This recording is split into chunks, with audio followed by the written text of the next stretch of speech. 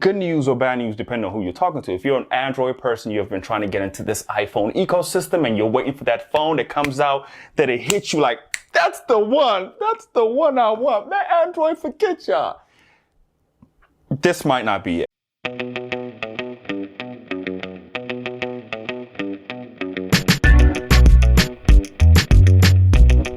Welcome back. This is Jideani Says. So if you've heard by now, Apple is coming out with a 12 series, an iPhone 12 series.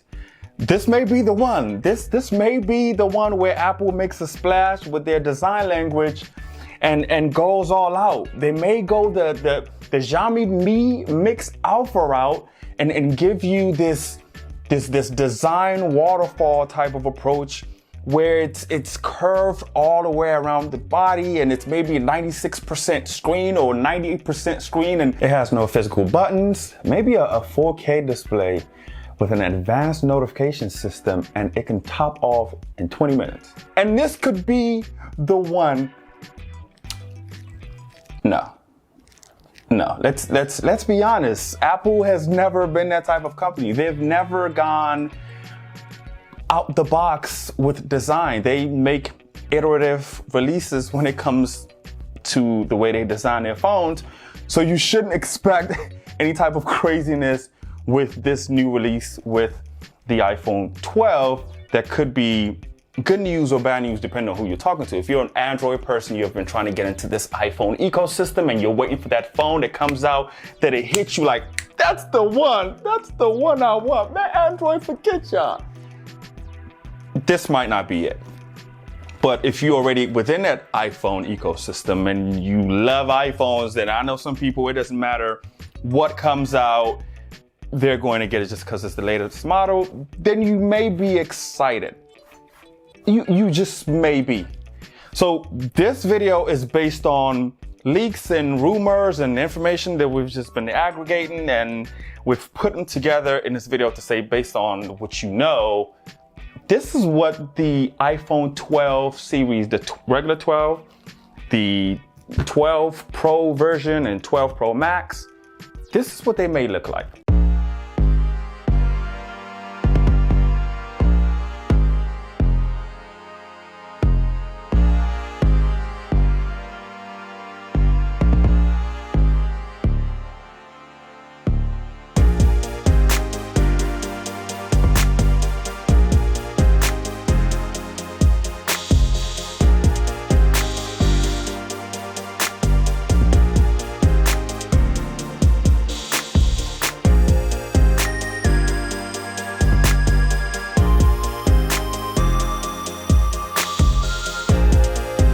So here are the variants you can expect for the 12 series. Now, once again, these are confirmed leaks. Nothing is tied into stone. So this is what you should expect. The 12 and the 12 Pro, 4 different types of variants. There's a 5.4 and a 6.1 inch.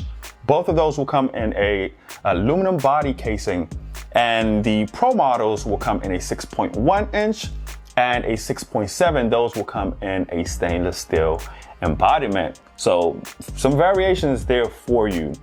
But once again, this is based on what we've heard. Any of this can change by the time these phones get released sometime in September. So don't hold your breath. All right, let's focus kind of on a 12 Pro for right now.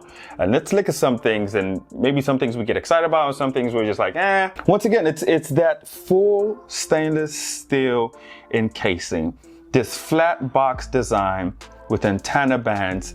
I'm still a fan favorite of this design from the iconic iPhone 5. Yes, the phones now look a little bit, they look nicer, they look futuristic, but I'm not a fan of these super curvaceous designs, especially with the displays, because you can break those and they're not practical because of accidental touches. I like that Apple is going back to this design. A lot of you may not be excited about this, but these were not bad designs. This was one of those, it's not broken, don't fix it.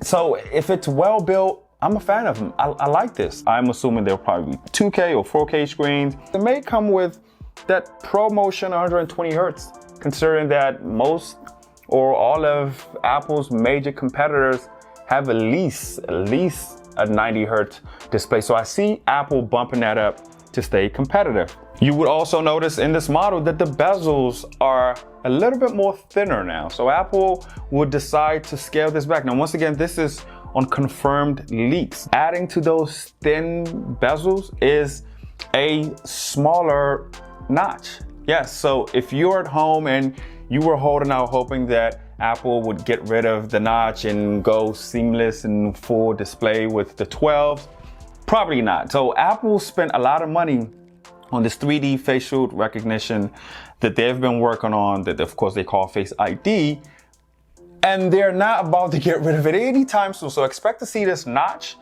in the near future, but they might just minimize this a tad bit so that way it's not an annoyance. They've managed to shrink it based on the leaks and what we know. They moved the earpiece higher so they could make room for the lens to be right beneath or underneath that, and in that way they shrunk the bezel and the notch at the same time. So maybe that makes much of a difference for you. Or you know what? Apple could very well say no Face ID for the standard variants, but Face ID for the Pro models. They could very well do that. Moving to the side of the device is, of course, the switches come back, but they may have the vertical slide rocker for the sound switch and the volume and the power buttons. Move to the bottom of this phone. We see the bottom speaker grill.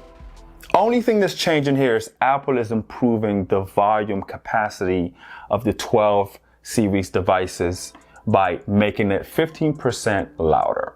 Now, Apple devices, especially the iPhones, have always had really good speakers. They're normally full and rich of sound, but a lot of people have always complained that they just don't tick that high. So good news is these should get 15% more louder. Next to that, no, that's not a USB Type-C that you are looking at. Apple is sticking with their Lightning port for the 12 series. Bad news there. No, this phone won't be as versatile as you would like, especially if you're someone transitioning over from the Android spectrum. They are sticking with that Lightning port. All right, so let's flip it up and spin it to the back. And now we talk about probably the most exciting component for the 12 series is that camera lens. It will come back with a 3 camera lens module system, but that fourth one that you're looking at, that is a LiDAR scanner. It's gonna be for like augmented reality applications. I'm not sure how much that benefits consumers, or if that's something that you plan on using immediately out the box. Maybe Apple is designing applications that you can work with it out the box, but that is probably the biggest thing coming to these 12 series phones outside of the design of them reverting back to that iconic iPhone 5 look. But now you have that info. What do you think? Does this meet what you thought Apple should be doing with the 12 series? Do you feel disappointed that Apple hasn't made that pushing the envelope with designs and going big and making a splash and just going more futuristic? Or do you think, you know what?